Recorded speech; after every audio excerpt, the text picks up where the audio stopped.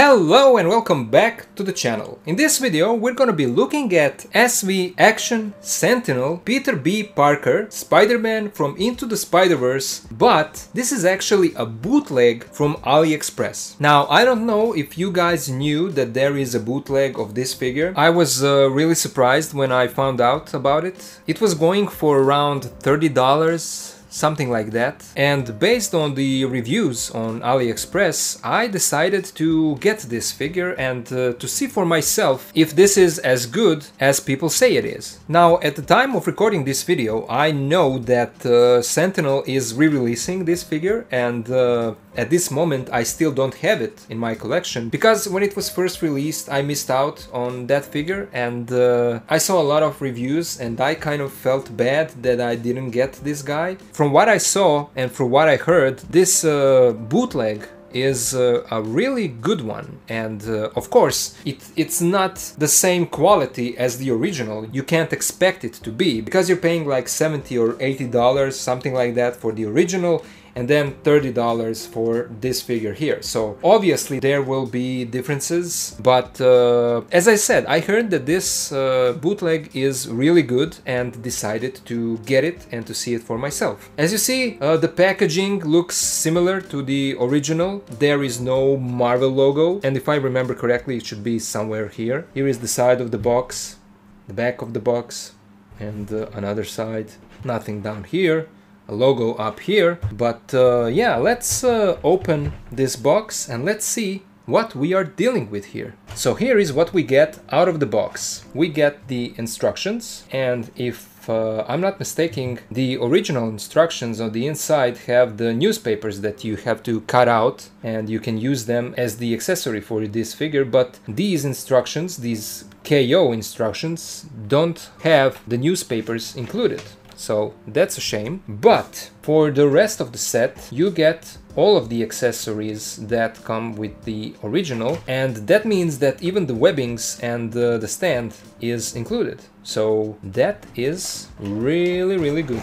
Let's open this tray and let's see how the figure looks. And here we go. This is our Peter B. Parker out of the box, and I must say that it looks really good. The quality of the plastic feels good in hand. I know that it's a bootleg, but still it doesn't feel flimsy. The joints feel really tight and nice and sturdy, and nothing is falling apart. These are all good signs for a good bootleg, you know. Now the main thing that I know when comparing this to the original, from what I saw, is that this mold is a bit shorter than the original. But then there is an issue of his head sitting too low on his shoulders, and that is something that can be solved with raising the head up or the neck peg up, and I can show you. If you remove the head, this neck peg is just too short, and what I saw that a lot of people do is they remove this neck peg and then they cut it and raise it up and then they glue it on the inside. I don't think that I'll be doing that. I have another method, and that is to replace this neck peg with a neck peg from Mafex comic book Spider-Man, but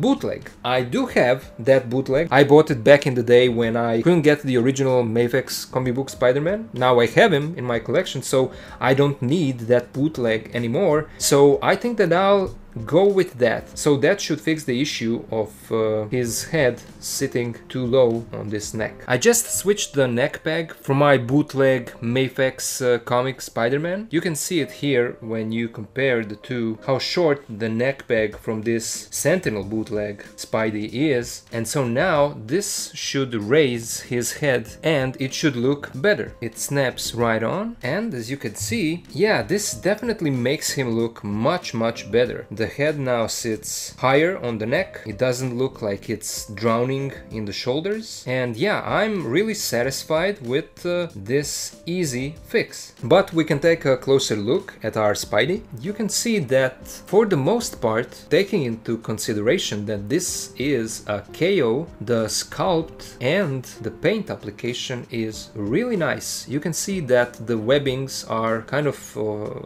goldish, and if I'm not mistaken, it's the same thing on the original. That's how it should be, and the Spidey symbol is done really nicely on the front and on the back. His arms look good, the joints are tight, everything looks really good.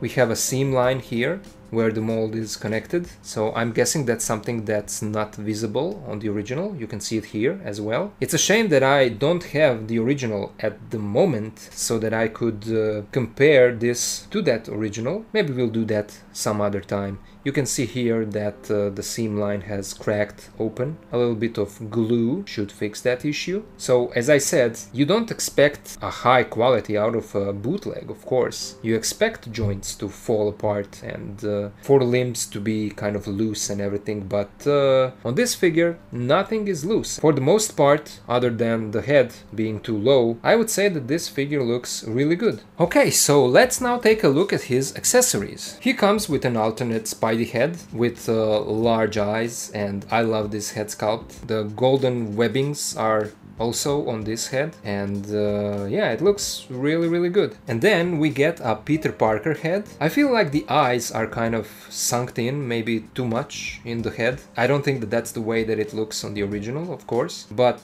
for a bootleg, I mean, the sculpting of the hair and the face, it does look nice. And then he also comes with two Peter B. Parker heads with two different face expressions, and again, these probably don't look the same as on the original, but again, the hair is sculpted nicely. For what it is, I would say that this is good enough. And then you get the interchangeable Peter Parker torso and a crotch piece. You get these glasses. There are two relaxed hands on the figure. You get a pair of whipping hands that have the webbing already attached on them. You get a hand with a cup for coffee, and it's sculpted together as one mold. There is no sculpted coffee on the inside. You get a pair of ungloved hands for recreating that scene when he is eating a burger, and this one looks like he's showing a middle finger, so that's great. You get a pair of fisted hands, a pair of web holding hands, a pair of wall crawling hands that look really good, and then a pair of these dynamic open hands, and I really love this accessory. These give so much life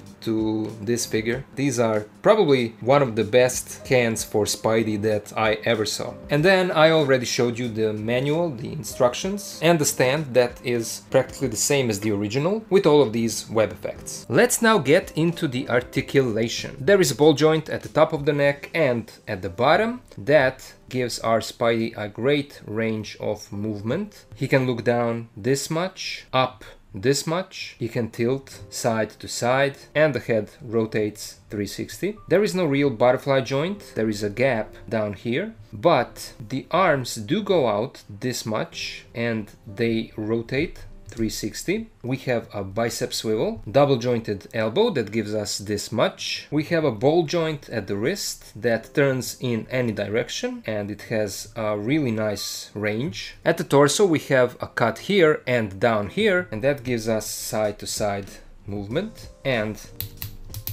rotation. He can crunch forward this much, back this much. The legs can do a full splits. There is a thigh swivel, and legs move forward this much, back this much. The knee bends all the way. There is a rotation in the foot, and it moves forward this much, back this much. We have a toe joint and a great ankle pivot. So, as you saw, the articulation of this bootleg Sentinel Peter B. Parker Spidey is, I would assume, similar or practically identical to the original figure. The quality of the joints feels good, they are sturdy, he holds the pose, so it's all good. Let's now compare our bootleg Sentinel Peter B. Parker with some other figures. Here he is with the original Mafex version of Peter B. Parker and Mafex classic costume comic version of Spider-Man. Here he is with the original Mafex Miles Morales and Mafex Spider-Gwen from Into the Spider-Verse. Here he is with Marvel Legends Retro Spider-Man and the SH Figure Arts upgraded suit Spider-Man from Spider-Man Far From Home. Here he is with Marvel Legends movie Deadpool and Iron Man. And here he is with Star Wars The Black Series Imperial Stormtrooper and Return of the Jedi Boba Fett.